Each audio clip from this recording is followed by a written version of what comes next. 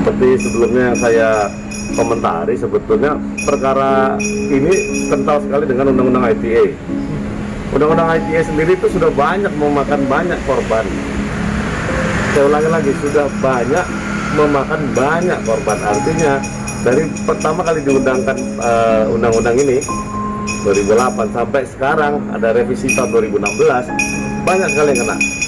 Karena memang pembelajaran soal ITE ini di Indonesia ini memang mungkin minim. Karena kenapa? Mungkin orang Indonesia setelah reformasi, era kemerdekaan, bebas dari tirani, suka-suka aja dia memberikan pendapatnya tanpa mengindahkan kaidah-kaidah yang berlaku atau norma-norma yang berlaku di masyarakat. Contoh, karena ada medsos, karena ini mesti diatur, karena orang dengan serta-merta dia berkomentar, dia menyindir, dia mengingatkan dengan kasar, dengan apa namanya membawa-bawa sara, terus mengajak ke arah kebencian, kemudian dia mendiskreditkan tanpa fakta. Itu yang melanggar Undang-Undang ITE itu sendiri. Tapi terus terang, kalau kita berkaca dari perkaranya Atta Halilintar, saya mencermati yang tersangka ini atau terduga ini, saudara Safas ini, untuk awal-awal saya pikir kontennya oke, tapi ketika dia menghina yang lain-lain, apa namanya, anaknya lah, calon anaknya lah, kemudian istrinya lah, dan segala macam, come on man, itu benar-benar di luar kewajaran dan di luar apa namanya kepatutan. Saya pikir polisi atau Atta yang sudah mengambil haknya untuk melaporkan, dan polisi yang menegakkan hukum, saya pikir nggak ada masalah. Karena memang ingat, kita ini bermasyarakat, kita tidak hidup di Menara Gading, tidak sendirian, semuanya ini saling-saling. Jadi kalau misalnya tidak memperhatikan kaidah-kaidah dan norma-norma yang berlaku di masyarakat, Anda pasti akan terjerat hukum. Ya, menurut saya pribadi, dia itu menjalankan haknya dia.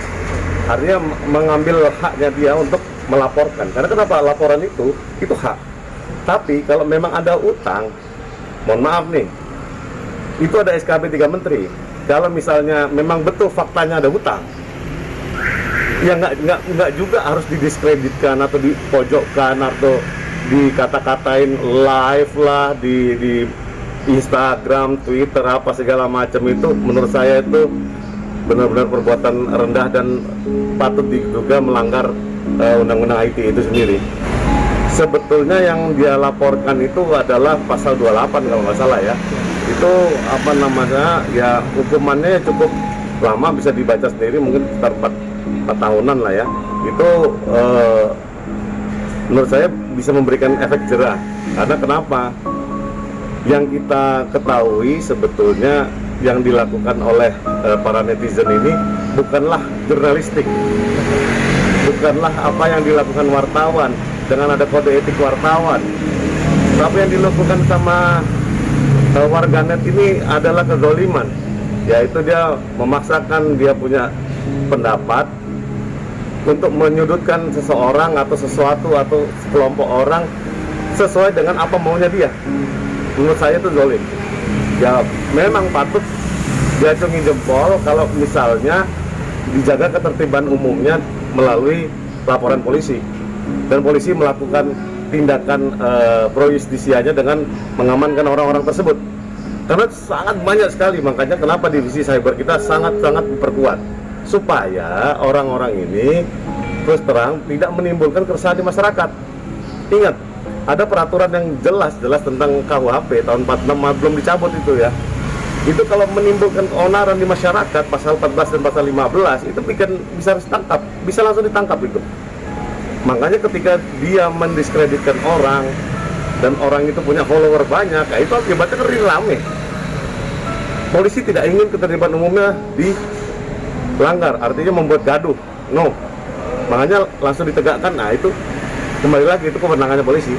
Ya menurut saya bukan masalah baru atau lama. Menurut saya ini tentang soal bermasyarakat, soal adat ketimuran. Kadang-kadang manusia Indonesia sudah mulai melupakan atau mulai luntur adat istiadatnya. Ada yang cenderung ke kanan-kananan, dia bilang harus kafah, harus sesuai dalil dan segala macam. Ada juga yang ke kiri, katanya kita harus bermasyarakat semuanya adil dan merata. Ada juga yang terlalu liberal, semuanya boleh.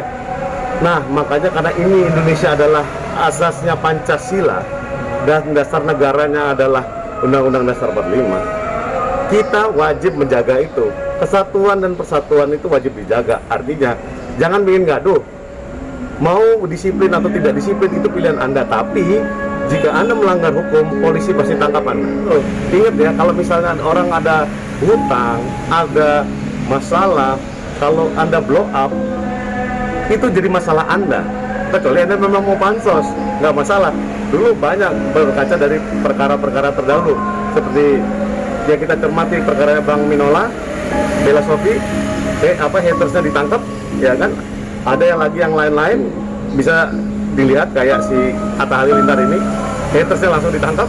Artinya ketika dia menimbulkan keresahan di masyarakat, polisi akan segera bertindak. Tolong netizen, warganet maupun para selebriti atau selebgram, jaga ketertiban umum. Karena mulut Anda atau jempol Anda itu masa depan Anda. Kalau Anda bisa memperbaiki atau menjaga lisan atau menjaga etikat Anda, insya Allah masa depan Anda cerah. Tapi kalau memang Anda mencoba-coba untuk bansos tapi yang tidak benar arahnya, pasti ditangkap polisi. Atta Halilintar, saya Herdian Saksono, kita pernah bertemu waktu zamannya Sunan Kalijaga. Teruskan apa yang kamu ingin jalankan, karena itu hak kamu untuk terus terang menjadikan kamu ayah, laki-laki dan warga negara yang baik, yaitu melaksanakan hak kamu sebagai warga negara, melaporkan ada orang yang bikin onar. Memang itu orang tua kamu memang tidak ada utang, memang orang itu wajib masuk penjara karena dia sudah mendiskreditkan kamu. Atta, lanjut terus.